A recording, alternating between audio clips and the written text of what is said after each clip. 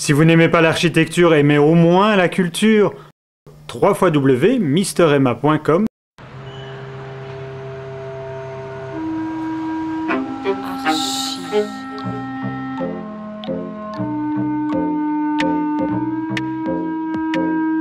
Bonjour et bienvenue dans Archurbain, l'émission qui vous parle d'architecture et d'urbanisme à Bruxelles. Je suis en compagnie de Alain Simon du bureau d'architecture MSA pour Benoît Moritz et Simon, ton frère, et toi, architecture. On est dans un projet ici qui diffère un peu de ce qu'on a vu dans précédentes émissions, un projet beaucoup plus architectural, mais encore, il y a de grandes questions urbanistiques et de ville à l'intérieur de ce projet. On est dans un loft boulevard Poincaré, dans un superbe bâtiment de façade, mais on est plutôt alors ici dans un intérieur d'îlot, c'est quoi, tout était des lofts, des grands lofts, et vous avez rénové un loft ici. Voilà. Une petite histoire quand même par rapport à l'achat du bâtiment qui a été fait par un bureau d'architecture. Exactement, nous on est arrivé donc au moment où le bâtiment donc, a été acheté par un bureau d'architecture qui s'appelle Bob 360. Ils avaient acheté ce bâtiment industriel pour y implanter leur bureau et certains logements individuels et personnels. Et il y avait certaines unités qui étaient vacantes, qu'ils ont revendues à différents particuliers. Voilà, comme ça se fait, et ça s'est fait, et ça se fera encore, je crois, à Bruxelles. Et on a eu, nous, en tout cas, une hésitation à prendre cette commande parce qu'elle nous a fait réfléchir sur eh bien, la grande question de la gentrification à Bruxelles.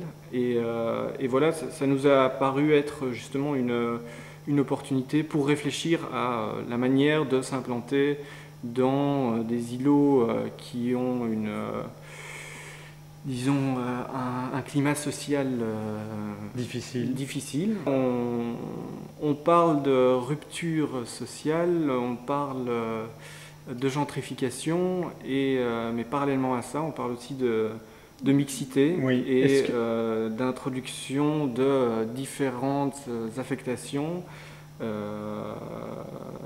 au sein même d'îlots comme celui-ci.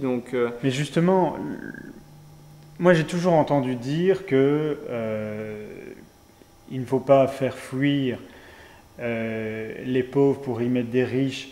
Ici c'était un chantre, donc on y met ce qu'on veut y mettre, mais c'est pas pour ça que justement le fait de la mixité, d'avoir des gens plus riches, des gens plus pauvres, des gens de nationalités différentes, des gens de milieux différents, c'est peut-être quelque chose de bien pour tout le monde.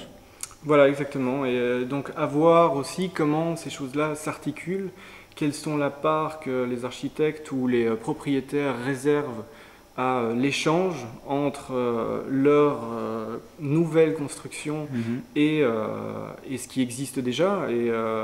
Et par exemple, ici, je pense que les architectes ont fait un énorme effort tant dans les espaces extérieurs que dans le type d'architecture pour donner énormément de choses à voir, à sentir aussi, parce qu'il y a des fleurs, il y a des parfums, il y a différentes choses. Et je crois qu'ils ont énormément réfléchi à la manière de s'implanter réellement dans ce style aussi.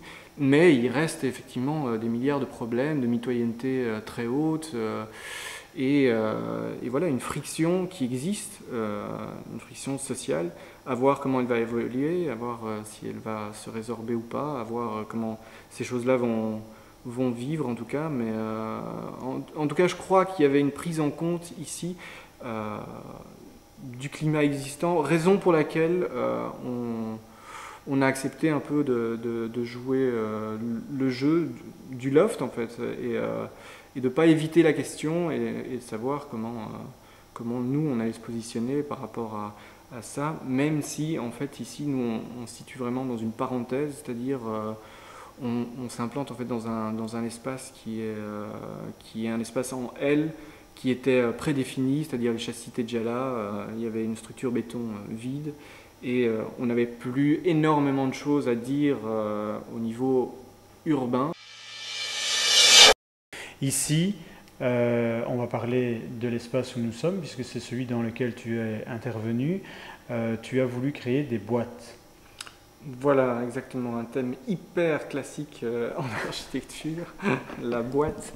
Et en fait, ici, effectivement, on avait un espace assez ouvert. Et de nouveau, on a réfléchi un peu aux différents paramètres de public, privé, extérieur, intérieur. Et, voilà, et on a apporté une réponse assez simple par rapport au budget qui avait alloué aussi à cet intérieur, c'était de se dire qu'on allait essayer de réduire au maximum les espaces ultra privés qui sont les toilettes, salles de bain ou chambres, à des espaces fermés et laisser tout le reste, c'est-à-dire l'espace social, ouvert et le plus important possible.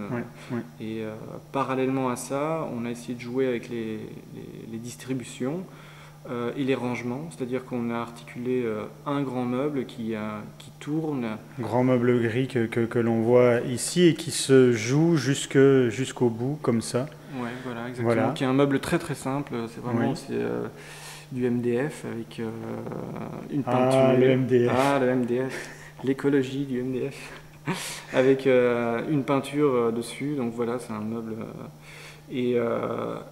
En fait, la particularité, c'est qu'on peut circuler sur le meuble et que le meuble distribue les différents espaces privés, ce qui crée des scénarios et des vues un peu particulières. C'est une architecture très ludique, je trouve. Oui, c'est... Parce qu'il y a des morceaux, on voit ici l'escalier, qui en fait, on y va dessus via le meuble, parce que en fait, le début se trouve là. Voilà, un peu plus sur le côté. Je te propose de faire un petit tour du propriétaire. Donc voilà, ici c'est la cuisine avec donc un petit espace extérieur pour déjeuner le matin ou voilà, prendre son thé à 4 heures. Et donc c'est une mini loggia et on a essayé d'introduire un peu d'extérieur dans ce loft qui est en contact en fait avec un jardin qui a été articulé par la copropriété. Et donc voilà, c'était une petite vision et une espèce de participation à cet espace-là. C'est une rénovation qu'on croit être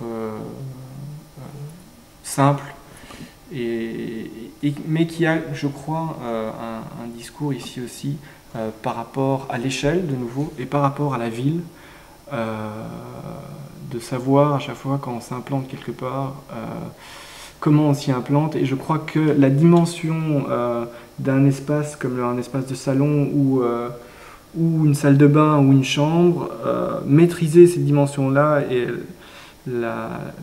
ces thèmes-là permet aussi après de dimensionner des bâtiments et pour avoir un effet peu à peu sur la ville et passer à d'autres échelles. Et donc je crois que c'est une question aussi importante à réfléchir pour la ville.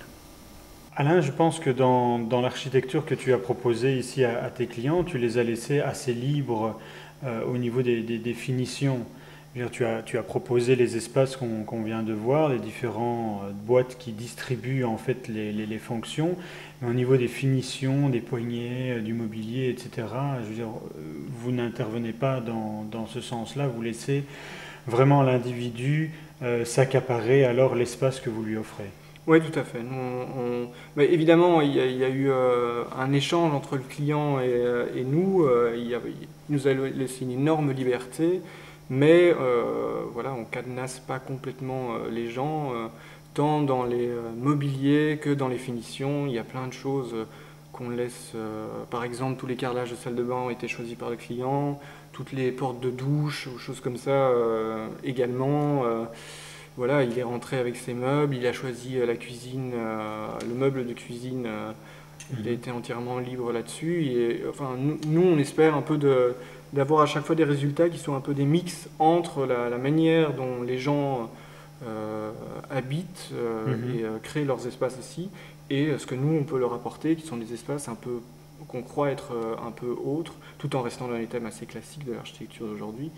Et voilà, le résultat est un résultat qui est un mixage entre ces deux choses-là. Et ça nous apporte aussi à chaque fois des solutions un peu différentes, quoi, avec des meubles.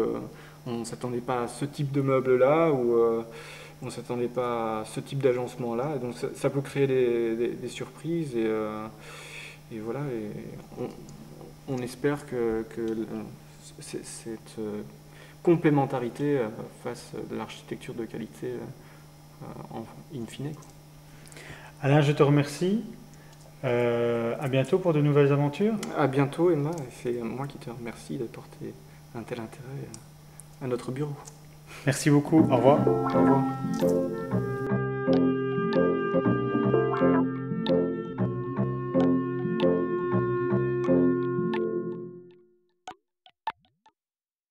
Vous en voulez encore? Surfez sur le guide de l'habitat sur internet www.archiurbain.be.